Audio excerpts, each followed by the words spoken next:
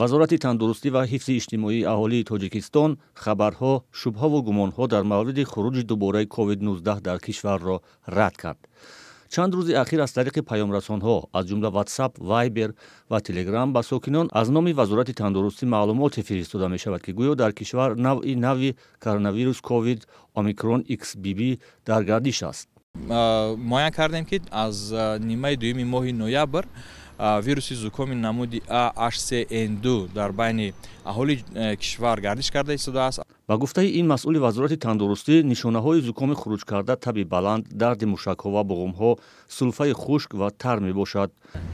ҳакун чихегум таст мекунад, ҳама ҷошон дард мекунад, сарашон дард мекунад, ҳаминда ҳаракат нест.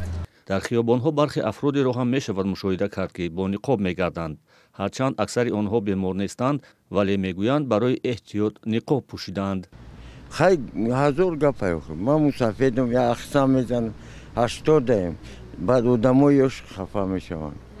барои ҳамин хита нигоҳ кунанд, ҳар кас саломатии худаш бояд худаш нигоҳ кунад. ҳар рӯз мепошим ки касал нашавам, ҳамин хуни ки нашава гуфта ҳамин мепошим.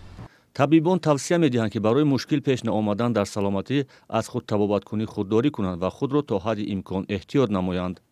албатта нафароне ки бемор ҳастанд то муддати муайян бояд табобати худро таҳти назорати духтурони ҷои истиқомат бигиранд, аз худ табобаткунӣ даст кашанд пеш аз ҳама ва албатта ҳам маҳсулоти ғизоӣ ки мисол қувватнокияш баланд аст истеъмол намоянд ва ҳамчун дар ҳавои тоза бигарданд. хонаҳои худро медонем ки фасли зимистон аст, мо бояд гарм нигоҳ дошта бошем, аммо гардиши ҳаво дар ин маврид зарурат дорад.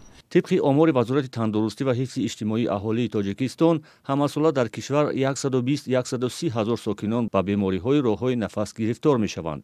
масъулони ин вазорат мегӯянд, бори охир бемории COVID-19 дар Тоҷикистон моҳи феврали соли 2022 сабт шудааст. соли гузаштаи 2022 дар моҳи декабр низ бемории шадиди роҳи нафас хуруҷ карда буд, ки вазорат онро хуруҷи зуком шарҳ дода буд.